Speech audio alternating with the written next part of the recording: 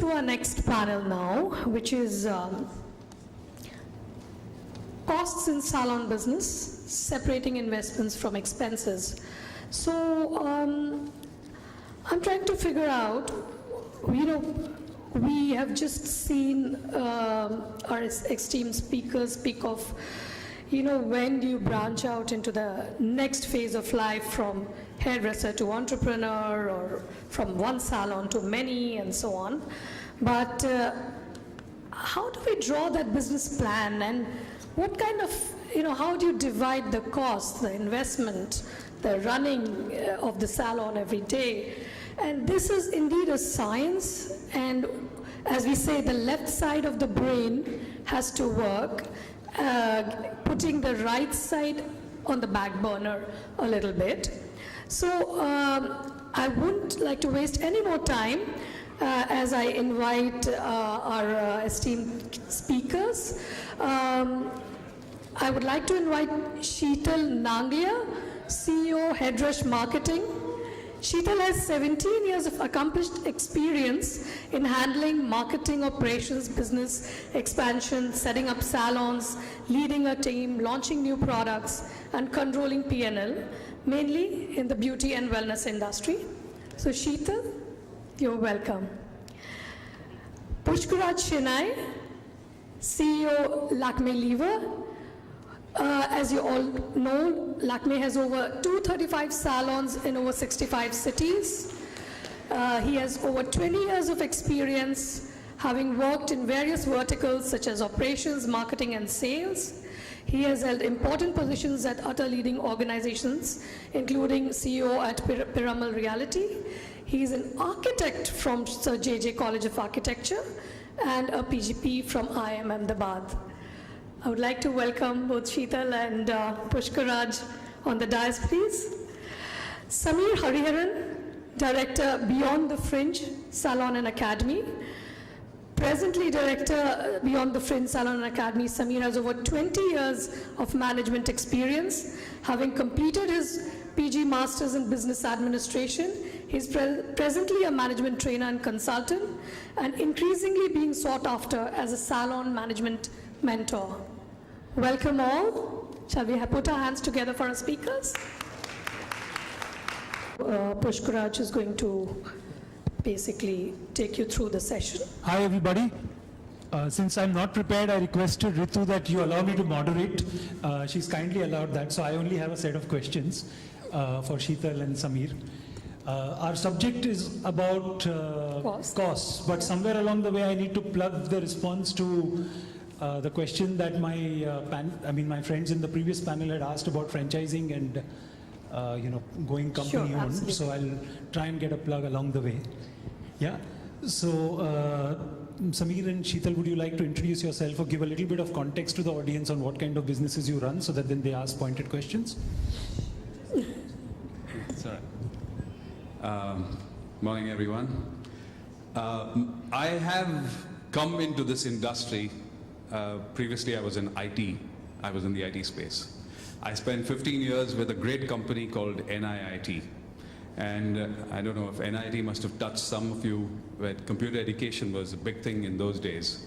So 1987 saw one center, and NIIT grew to, in India, at least about 10,000 centers. Then it moved outside of this country. I was instrumental in starting off NIIT in China. So I was based in Hong Kong, and we opened up Hong Kong Center, and then in Shanghai, and then we moved. So I root for franchising, and I had a lot of lots to say for the previous panel that was there. But I moved into the business, into the beauty industry, largely because of my accomplished wife, Asha. And she's a hairdresser and makeup artist, and she was going really great at that time. Beyond the Fringe was a brand which she started in Hong Kong with Chinese partners. So there are 3 salons in Hong Kong, and then we came here into India, and one in Australia, through a group of friends that actually were great hairdressers. So Asha of the lot had a little more business acumen, okay, than our Chinese partners, and she really got everything started. So I came in to help her, literally. Our story's been a little bit up and down. We're not hugely successful. We've got 2 very great salons. But Asha's in a space where she delivers technical expertise in terms of work and education to a large extent. So we do a lot of corporate consulting. So she's a mixed bag. So she's a butterfly that keeps flitting from multiple flowers and having a lot to give out. So I support her. So actually I work for my wife. This is a happy place to be. Yeah, so the thing is, the management experience that I looked at and in franchising from IT setup in education, I find no different from a salon. Absolutely no different. And your example, sir, I was listening to it very carefully. It's very unfortunate, okay? But this panel is not for franchising, but I just want to tell you that it is a model that will work if the right kind of education, the right kind of mindset, and the right kind of approach is taken to how you, and how you set yourself up to really become successful. So it's very workable. It's worked abroad. It's worked every part in the world. I don't see why it can't work in this country. So I'm here to share with whatever I can from the experience that I've had working with salons, and more importantly, you've seen this panel out here. There were chains of salons, including Pushkaraj. I've worked with people who have single salons and they want to be successful and they don't know how to go about it. That experience I've been thrilled to have through salon management programs that we've been doing in the academy. So more of that later. Yeah.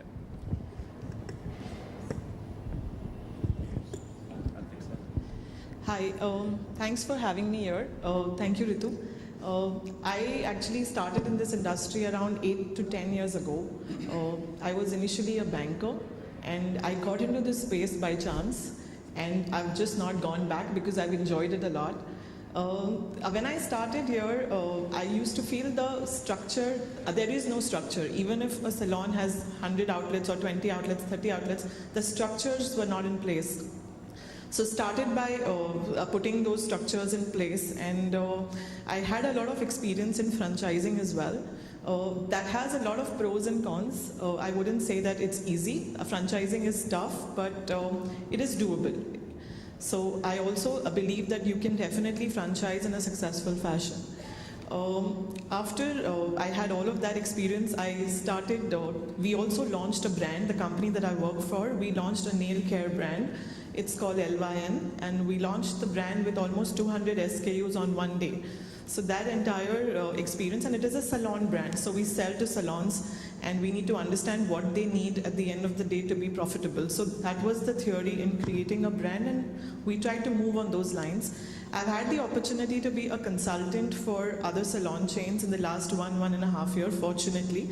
And the people that I've worked with have been very, very helpful, and I've learned a lot from them. So I think my experience is just growing. And I'm here now, so I'll be more than happy to kind of share my experience, and if you have any questions, I'll be happy to answer them. Thank you.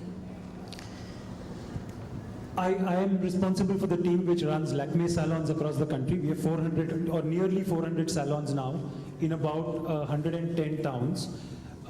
50 of these salons are company owned and operated by the company. The balance are franchised. Our preference is for multiple unit franchisees. So, professionals who come on board, learn the ropes with one salon and then gradually open more. I don't think we're ready to write the book on franchising, but I think we've put in several systems and processes in place now to say with reasonable confidence that the gap between our company-owned and franchisee-run salons is actually very little. In fact, I would say hand on heart, some of our franchisee partner-operated salons are even better than the aggregate of the company-owned salons, right? And we've got franchisee partners who've broken even in month 1, recovered their capex in the 11th month, and we do have partners who after 4 years have still not recovered their capex. And obviously the issues are in the details of the operations or the attitude that the partners bring to the table, and then the company supports them. So I don't think there is one clear answer, but yes, for a brand or for a franchisor who understands and is committed to franchising and has developed a set of processes and ways of working and life around the franchising business, I think it's a better proposition to expand through the franchising route. It's better for the entrepreneur also to go into the franchising route. See, unlike, I think, Samir's solution of if there is a stylist who wants to scale up, just get married to someone who's in the franchising business and then you scale up. It's quite easy. But if you can't do that and you're not that fortunate, then you go to a franchisor, understand what their processes for franchising are, understand their commitment to franchising. Is that the larger part of the business? Is that a business where there are multiple units owned by the same partner? So 40% of our expansion happens with existing partners, which obviously means that there is something going good. We've got enough processes in place to measure the performance as well as process adherence of our partners, and then we put them on remedial programs or even weed them out if we realize that this is you cannot solve every problem in the world. So if you realize that this is a problem from both sides which is not solvable, then we hand over the franchise amicably to another partner, right? So we've also learned along the way, and now I think we are 80% there on having a pretty refined system of franchising. And with that, let me actually come to the subject that we are here for, because in any kind of business, especially in the salon business, especially if you're franchising, you need to have a ruthless focus on cost. That doesn't mean you need to cut cost, right? You need to invest to get value out of it. You need to even expense and get value out of that. So with that, question to you, Sheetal. You've seen this business for really long, right? And sometimes it really scares me to see entrepreneurs coming up. And I just saw a salon in Jaipur, 2,500 square foot, done at about 1.5 crores, and is making something like about 7-8 lakhs, right? Obviously, the salon looks really good, right? And you see a lot of those kind of models coming up now. So how do you really, so let's talk CapEx first. How do you really, look at capital expense in this setup? So there are multiple ways to see it. One is that you will evaluate the location and the city. Based on that, you will have some idea of what your footfall is going to be. On the basis of that, you can arrive at a number which the salon will be generating in the next 1 year, because we give a year at least for them to stabilize. And based on that, you need to plan on your investment backwards, because anybody who will invest in a salon wants to get the return back at least in 2 years. I mean, 2 years is what everybody expects. So 1.5 years to 2 years is what normally salons break even in. So again, you got to do your math backwards and you identify the location on the basis of that. That's how you do it. So location identification I've understood. Yeah. How do you decide the size of the salon? What kind of investment you want to make in the capex per square foot? Because they come in all sizes, right? There are salons who are, so there's a salon chain in Bangalore, run out of Bangalore, and they set up their salons in 2,200 rupees a square foot.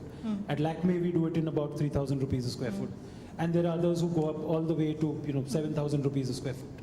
Right? How do you take that kind of a decision? I think 2.5 to 3,000 is good enough. I don't think you should be looking at an investment beyond that for a salon, at least in a metro. And how do you get a fix on the size? You have to study the market and see if the potential is there, if it is a hair-centric location or is it a skin-centric location. So in terms of the size also, I mean, you have average sizes in your mind that you kind of work with a 1,500 to a 2,000 square feet space. That's what I think most of us do. So you have that in mind, you know your square feet rate, and that's how you arrive at the capex. Samir, would like to add? Pretty much that. Let's look at us. We have got 3 salons, right? And one in Juhu, one in Altamount Road, one in Thana. So we froze on a model which says 800 square feet is what works for us. Okay? Now, why 800 square feet? You can say you want it luxurious, and you have a certain square feet for a particular chair, bed, separate areas for hair, beauty, nails, and whatever. But at the end of the day, you need to pull out the number of workstations that's going to generate revenue for you. That's your capacity, right? Now, to do that place up, you can make a Taj Mahal out of it, or you can make it a functional place that looks so smart and neat at excellent prices. Now, the reason you would do that is so that you get your expenditure within a manageable money in the pocket that you have, that you don't have to extend yourself by borrowing too much, okay? Because that helps you recover that money faster. So please understand, in 3 years, you're going to have to turn that around, okay? So if you're going to build something which is marble and brass and shining and, extravagant and everything, you better have that number which is coming in and a projection of that number which is coming in, and to recover that money. And if you find that's not going to happen, you're going to put it onto the price of the customer, and therefore you're going to if you're in the right place, you might be the right price. If you're in the wrong place, you might be outpricing yourself. So these are decisions which you need to take on paper even before you set to look out for a particular place. Okay? So it's your call really. But if you do not have that acumen, it's best to get a person who can understand that to help and guide you through. Because too often when you draw up, project plans, there are a lot of people who push a project plan into your face. If you're getting into the business, and I look at individual salon owners, they need to be able to understand that before they commit their money. They need to understand that. Because if you don't do your homework and you don't understand that nature of that business, someone's going to lead you for a ride. Okay? So please make sure that you study every aspect of starting that business, and then you arrive at how much money you're going to spend in terms of doing up your place, because you need that money back. And how fast you do it depends on the dynamics of the business. And you can project all of this with a great degree of accuracy if you've done your homework correctly. That's what I do.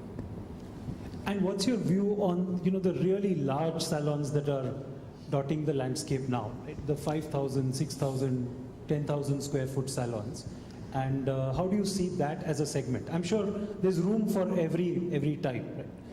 Yeah. So at Lakmé, we try and restrict our salons to 1,000 square foot because we want to cater to an audience of about 8 to 10,000 women in that catchment, and therefore, I really worry when it crosses 1,200.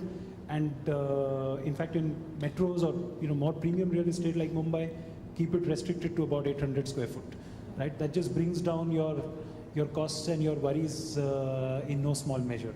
But what's your view on the 5,000 plus 10,000 kind of salon palaces that we see in some places? My view would be, I'm not in favor of them in the first place, so I don't know how they are working things out. What is their agenda? What is their plan of action? Why have they opened these kind of spaces? Because it's not going to be profitable at the end of the day. That's what I feel. So you're opening a salon. If your plan is to open for profitability, then I have my doubts whether it is going to be profitable or not. But if you have a plan of opening a space for another reason, it could be anything, then it's good to have, but it's not a profitable option for sure. Well, I've always been amazed at someone who, ran a 10,000 square feet salon. And a dear friend of mine who should have been here, he runs one. And I'm just simply amazed at those numbers, okay? So I'm sure he smelled some rat out there, or whoever started that place. But there's a spending capability. There is the need for one, to come out. So a lot of people say the North is very different, from this thing. They've got tremendous spending capacity. No one buys 100 ml shampoo or 150. They buy the 1 liter shampoo bottles. And that's the story goes around with everyone. And they don't buy one. Each one buys, one for themselves in the family. So that kind of spending, that kind of this thing, People want to come out, they want to look good. It's a regular feature, you know, the level is completely different. Then if you have that kind of numbers coming in, it's justified, right? But someone has estimated that, has looked at the market, projected it, and then actually extended themselves out. They also have different kind of models, because some people reserve some of their spaces for retail, and they have tremendous margins in retail, so they get a lot of that fixed recovery from retail stores. And then they become one kind of all-in-one solution place, where you have the spa, and you have this hair and the nails. And so innovative marketing schemes kind of get the maximum amount of customers. The kind of spend that happen in those salons per customer is greater than any one of our salons. Yeah. So maybe they have a model, but they're prone to, you know, they have to keep their eye on their ground, because the moment the numbers start dipping, then the operation costs become really. Cost goes up. Yeah. Sure. So let's move from capital expense to operational expense. And within that, how do you, segregate various elements of cost as investment or as, expense? And All right. maybe you'll start with So Samir. it's no different from any other business, okay? But in our business, there are two. If you look at the total cost that a salon incurs, yeah, there are various components of it. The top one being your salaries, your wages, okay? The second one, depending on where you are, could be the rent. I'm sure in Bombay, that's going to be a significant one. For me, it's very significant. For all the chains, definitely, rent is a big one. So, employee cost and this. Now, if between these two, next your product cost comes in. If between these three, it occupies about 60-70% of your total cost, then there's pretty little else that you can do with the others. So you have training, and then you have your administrative costs and whatever else, and that comprises the rest. So it's simple. The cost structures are, you can count them on the head. And if you really want, on your fingers, and if you really want to do something about those costs, then you have to figure on the big ones. And the big ones are only two, okay, or three. So the lower ones you can focus on, but they don't get you tremendous. I mean, you can increase a percentage here, a percentage there, or 2%. In our business, that's significant. That's still significant. If a salon owner can gain 1%, 2% by intelligent buying or projecting, all right, or through saving of electricity or whatever, that's a significant for small salon owners. Yeah. Okay. So that's the structure that is there. So if you put the cost heads, there are about 6 or 7 of them, and you know the top 4. Yeah, that's right. So the top one clearly is the talent cost, Salary. and it's difficult to say whether it's an expense or an investment. And if there's a gun on my head, I'll say it's an investment, because otherwise you won't really have any revenues. So Sheetal, what are the tricks up your sleeve with so many years of experience in the salon business that you use to really get the most out of your investments in people? You need to spend well on the marketing so that your salons are full, so that the capacity utilization goes up. That's one. You try and balance out certain costs. So if you're going to get somebody at a very high salary, you try and balance it out with somebody who will not be at that high salary, and you need to constantly keep a check on your salary cost. At times you have to take some calls in which you need to hire people, and with as everybody's been saying, the competition is huge, and every new salon comes up and offers a higher salary. That's been the reality, I think, for the last, almost 8 to 10. It's been there for the last 8-10 years. So our salary costs also going up. So at times when you have a gun on your head, you do that, as you said. But then you try and balance it out by having other people who are not on that high salaries as well. So yeah, but you need to keep you need to keep a mix of expensive resources and not so expensive, but then you have to also invest in training. So you need to have a good academy and a good trainer to bring the others up to the mark. So you have to, it's a constant effort which it happens throughout the cycle of being in a salon space. The highest cost, yes, is salary. Rent comes second. After that, you have costs like electricity, operating costs, products. Products, I think everybody is trying to bring down at this point in time. So, you go back to the vendors and you negotiate a better deal. So you have to keep doing that. But yeah, the highest ones are the rent and salaries mainly. So let's focus a little more on talent. How do you get, first of all, what in your head is the right benchmark for talent productivity? So what's the multiple that you really seek when it comes to talent? So 5 times, 7 times, 9 times. And how do you go about getting that kind of multiple? So whatever is your talent cost, I think 3.5 times is what you need minimum from that resource. Approximately. That's Samir, your views on this one? Well, we drive them a little more to achieve this thing because a lot depends on, that's the line that's generating revenue from you. So I still look at the cost, but where I look at the investment is the training, okay? Because the more you equip them to deliver great services, that's going to generate, that's going to be the revenue perpetuity that's going to happen. So a lot of people, shy away from that necessary training that needs to be given, the constant training. It's not part of their annual listing. They don't pull it out of their money. So smart business people will obviously do that. And you want, so similarly with marketing. So you carve out a percentage of your accruals to put into marketing, you put it for training. So these I consider as investments, right? So investing in your people is very critical. And when we do target setting, for a person who's getting a fixed salary, we expect at least 8 times their salary as a target to achieve, okay? And we don't always get there, right? But 6.5, 7 times their salary is, so we work it in a different manner where, at least in the West, commissions are an important aspect. In the North, I think there are no commission structure. They get fixed salaries. So we do that out here, and it works well for us. And I think everyone's driven with, achieving their numbers from that perspective. So that's how. Sure. So at Lakmé, we crack about 6.5 times the salary, and I don't think that's enough. No. Is that including the variable also? That's including the variable as well. But we have a higher contribution from skin, so therefore it might change, right? Because if I was to split this across the hair team and the skin team, the numbers would be a little different, right? And I think in your case, you have a much stronger hair contribution that could skew it out.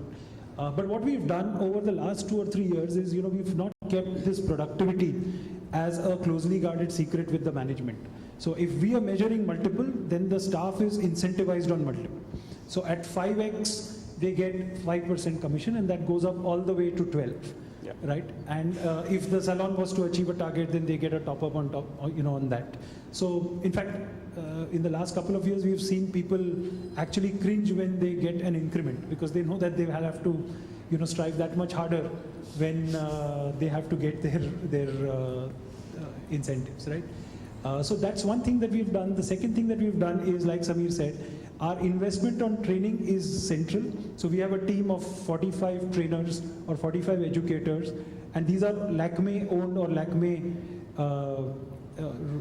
payroll educators. Apart from this, we also collaborate with our vendor partners and organize training.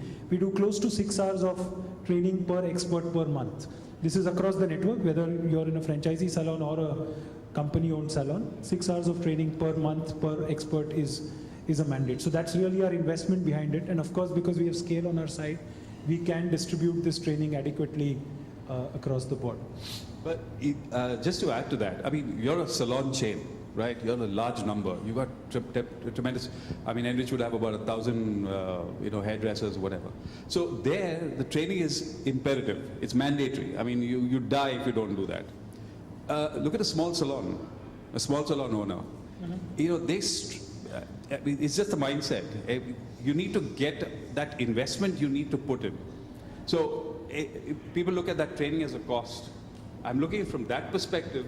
For them, especially for a new person who's getting into, a new hairdresser who's getting into business, if you don't get yourself educated in management, you're just going to set yourself up for failure. You're just setting yourself up for failure. You're absolutely right, Samir. If I compare two business partners in our network as well, so while our average is 6 hours, there would be business partners who believe in training and people, and they will squeeze us to get nearly 24 hours of training per expert per month, because they believe in it and they juice us out on that, and I mean that as a positive. And there would be others who actually see this as a waste of time, and why are we even sending people for training? This is productive time. So it takes all kinds. I've seen a single salon owner, and this is a standalone salon in Lajpat Nagar, where they just train every day, right? So they rely on their, and this is just a single salon with I think 5 hairdressers and about 4 or 5 skin or pedicurists. They manage to create that culture where every day there is some form of training that happens, and it's an hour and a half to a couple of hours that they spend. It's their vendor partners coming in, it's one of the senior guys doing it, but training is like a celebration of their expertise every day, right? Now, if we could get this culture on the floor of the salon, then I think we are set, right? Because then at the corporate level, you can provide the infrastructure, you can provide the facilities, you can provide the grid and all that, but finally there has to be pull on the floor of the salon, right? So totally with you on that. And I think we've seen both types. We've got business partners, and typically they don't last long in our system, who really shirk training, and then there are others who can't have enough of it. Well, and the other thing is, I mean, the earlier session when the entrepreneurs issue came up, a lot of them get into, because they think they're good hairdressers and good beauticians and good nail artists, they get into the business and then they suddenly flounder because they just don't know the business aspects of running the place. And they trip all along, and they spend the money on everything else. They'll buy 50,000 bucks worth of chair and whatever, but they just won't invest in education or in mentorship. Mentorship could be anyone. It could be a financial person, it could be a business person, it could be someone who will help and say, this is how you need to do your business, this is how you need to prepare yourself, this is the mindset you need to change. And therefore, that training is an investment. I look at it from that perspective. So we've seen CapEx, and that's the most significant one, if you ask me, would be that. Right. So I take 2 pointers from this one. Clearly, this is an investment. So every rupee that you put in talent is an investment. You need a few tools around, how do you structure incentives? How do you create a culture of training on the floor to drive maximum productivity out of this investment? And certainly, believe a lot in training. And I think your continuous training rather than a one-off to drive productivity of your investment in talent. With that, let's move to the next space on OPEX, which is rent. And since all of us live and work in Bombay, there is a very heavy bias on what that can be. Samir, of course, here pays a lot of rent. We don't have such big palaces that we run. But what's your perspective on that, Sheetal? What benchmarks do you strive for when you look at rent as a component? See, in terms of the benchmark, again, it depends on the city that you are going to. You have to benchmark against their per square feet price.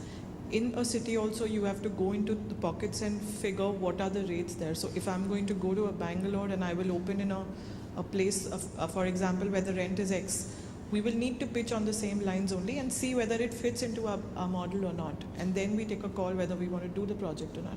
So you can't have a benchmark standard across all your outlets. You need to negotiate well. You need to get the right place at the right price. I think that's the key. And that takes the maximum amount of time, to do. But that's the key, actually. I mean, you need to do that because otherwise your fixed cost just keeps going up. So that's... Sorry, I'll just qualify this a bit. So as a percentage of revenue, what's your comfort zone on rent? Not over 20%. Okay. Yeah. But 20, you don't bat an eyelid? No, we try to not. Okay. So that's a different model. What about you, Samir? Well, yeah, I'll have to be under that because I look at it like this. My employee cost can't go over. That's the ceiling, absolute ceiling, okay, it can't go over 30%, all right? The moment it starts there, I start adjusting my senior stylist and my mid-range stylist and this thing.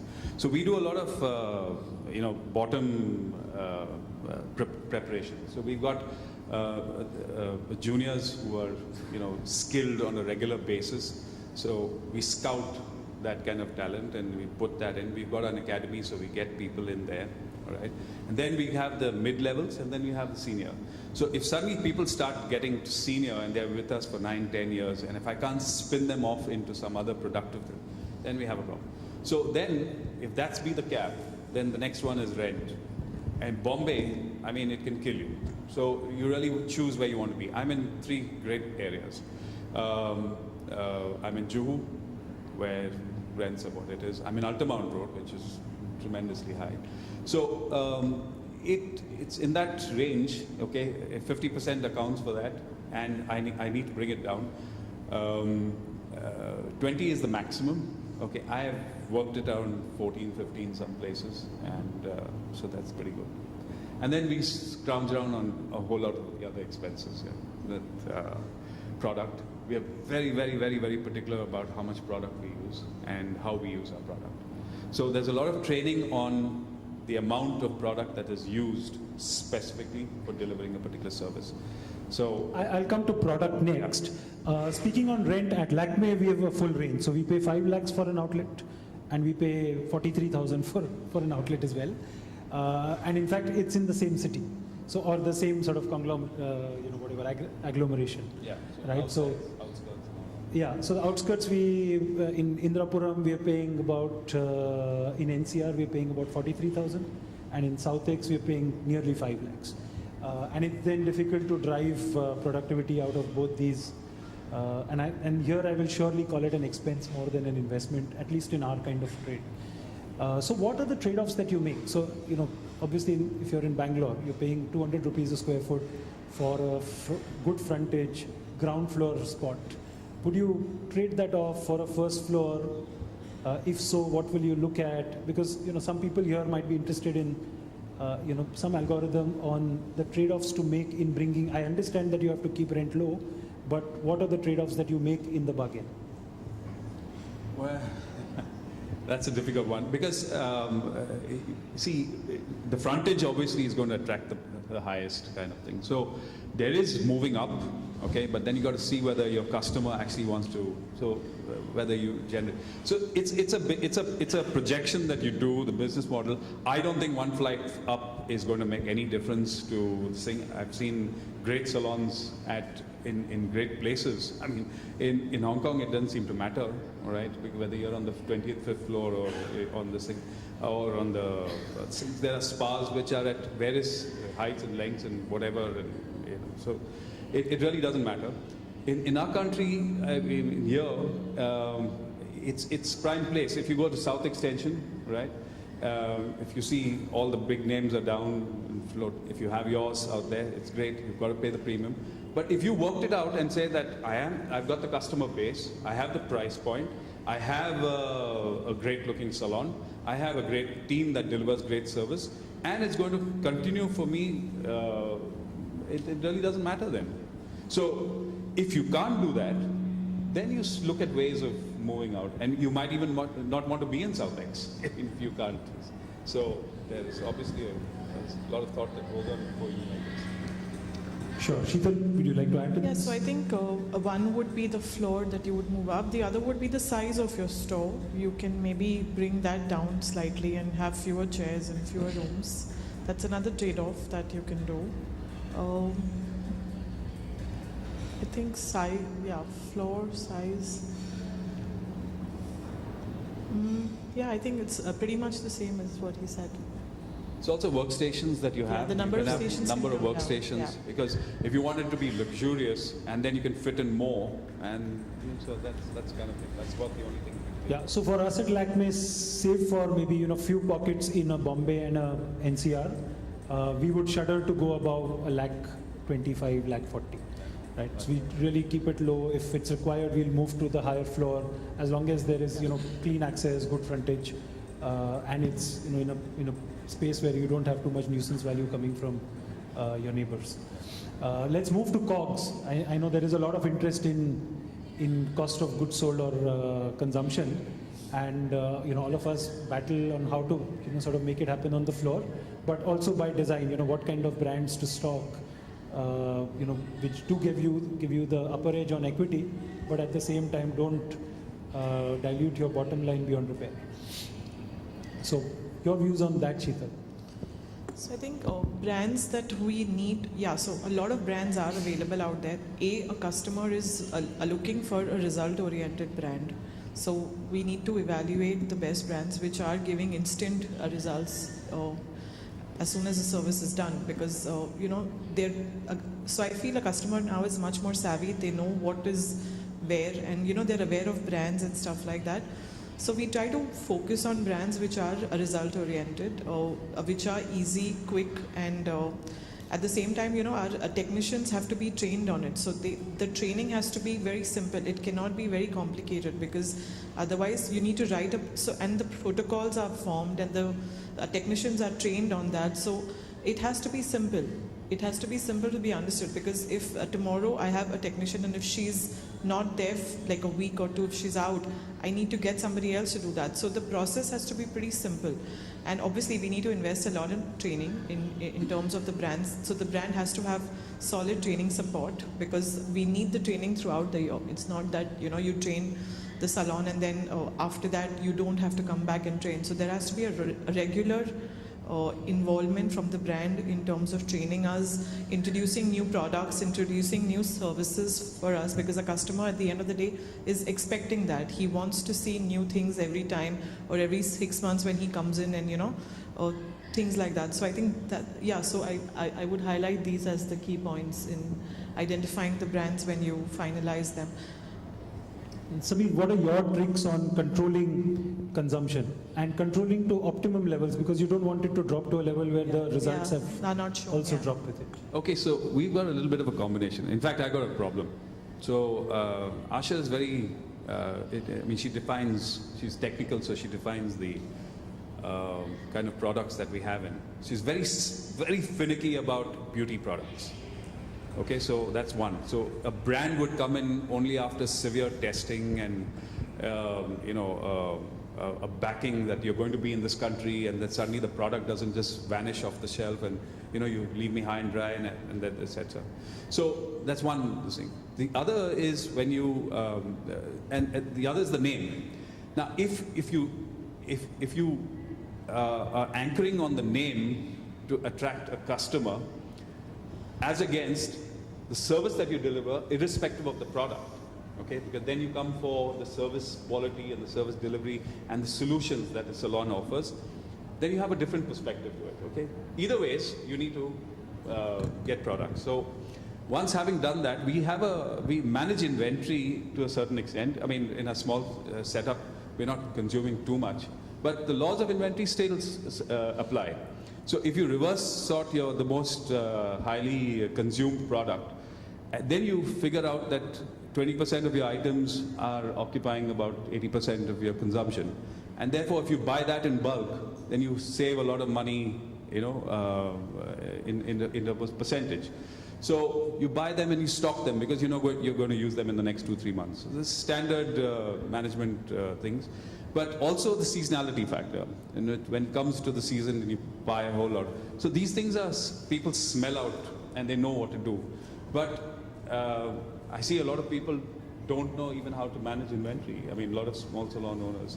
So there are small little things in this area that help you gain that extra 1%, 2%, 3%. And anything that's saved goes straight to your bottom line. The second is the usage of the product. I've had customers who come and say, you're shortchanging my spa treatment by not using enough conditioner, right? And there, you're trying to educate the customer and said, excess product is not going to help you, okay?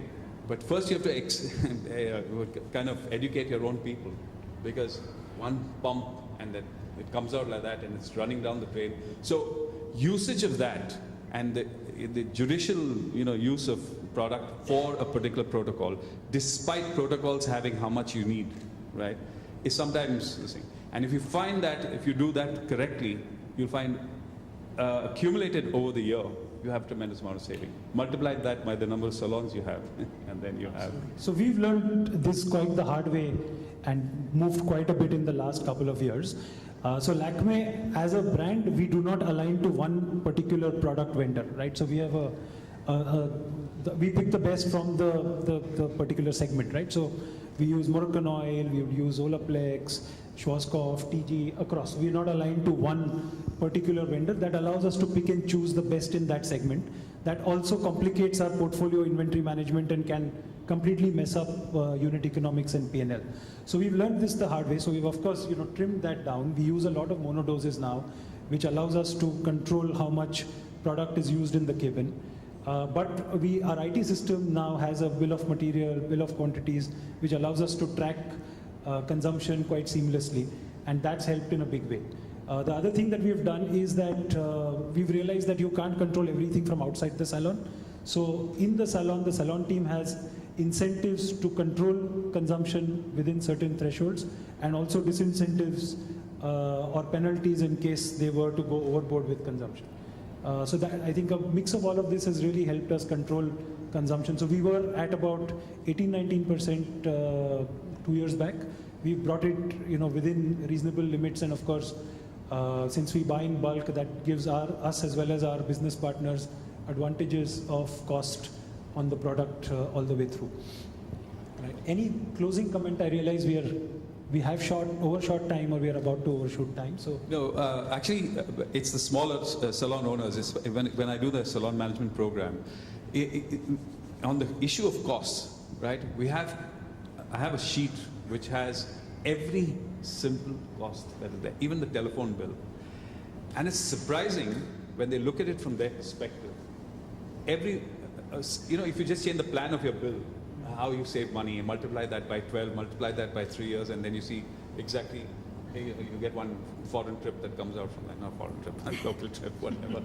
But if you start doing that multiplication with every aspect of the cost. So we look at revenues and we make plans and all of that, and we never look at costs and make plans around that.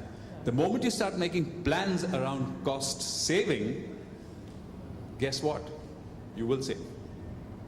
And the beauty of that is, it just comes straight to you. It just lifts it up, okay? So I don't see why anyone should not plan costs. Yeah? And even down the look at magazine subscriptions. You go and buy magazines outside, right? It's a small cost. You got 20 salons, you're buying it only for 20 salons. Vikram would do it. If you go to the subscription, you get it at 50% discount. Why would you go to the vendor, the local person who gives it to you at the rack rate of the small thing? Wouldn't have known. Multiply that by 20 salons and you'll see where the saving is. So if you start looking, it's everywhere. It's everywhere. So that's what I am.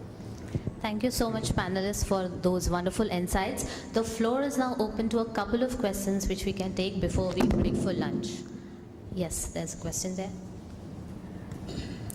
Can we have the mic, please? Excuse me.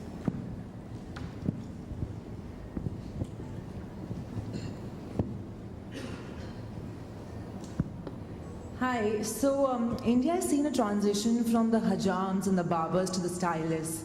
Do you think the sprawling salon spaces have emerged after the entry of many international brands? And do you think big is beautiful and small is silly or stupid? All right, the first thing about the hajam, you should hear my wife on the subject. Man, anyone says hajam, she stands up and says, yes, I'm a hajam. She did that at multiple places. And there was a Bombay Times article many years back. I don't know who did that. And a lot of people were asked, your profession is called, you're called a hajam. So Alim and Odna and Asha and all of these people were asked for their opinion. And singularly all of them said, hey, we were hajams. We are hajams now. Now we're sophisticated hajams. But that doesn't change. It's Indian. I have this little pet peeve, because if you go, Vela goes to Japan, okay, you won't find a single piece of their material in English. It's all in Japanese. And dare they publish anything in English. In India, we don't have anything in Hindi. Not much. Even we turn up our noses at a Hindi magazine also. All right? But that's changing now. I'm a big rooter for that. So, hajam is, I mean, it's just a term. If you wear it proudly, I don't see a thing. But it evolves. The stylist is there. People do like to come and see. You can't be a hajam and look like, you know, a person who doesn't play the part. So if you're a stylist, you come to a stylist for inspiration. And you come for a hairstyle and you hair color, and she said, I'll change it. And the stylist is looking like something the cat brought in. Then obviously it's not going to work. Yeah. So that changes. Okay, so that's the only difference that I can see right now. And as far as big, I didn't get your question on the. What I mean is it that, you know, you need to have like a really big sprawling space to make a statement? No. Okay.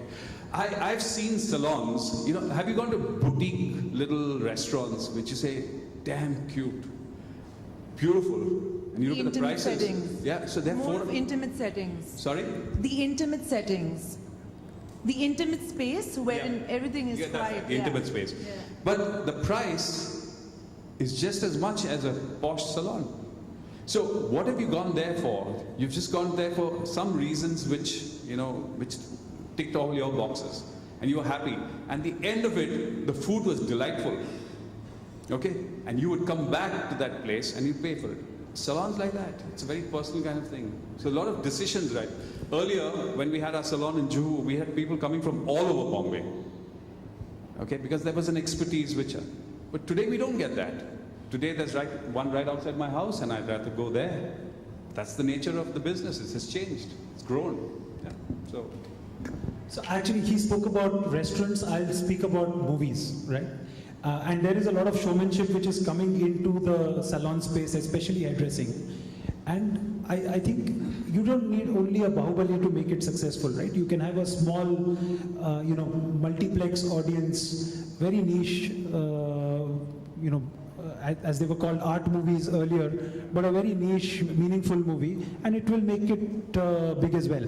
So it just depends on what you're passionate about, and then make sure all decisions are consistent with that passion, right? So if you're passionate about doing something boutique and intimate, then don't obviously go and, you know, set up something really sprawling, which, you know, will create lots of problems for you. And like again, you know, last panel they were discussing about the hairstylist making more money than the salon owner. That's again from the movies, right? Your stars make a lot more money than the guy who produces the movie nowadays. So we are getting there. There will be room for all kinds. We should be clear about what space we want to operate in, and then make sure everything that we do is consistent with that space. If you want to be a neighborhood salon, do everything like a neighborhood salon. You want to be a destination, you want to be a youth-focused brand, do everything that's, you know, right for that, including location, choice of brands, all of that. So there's room for everybody.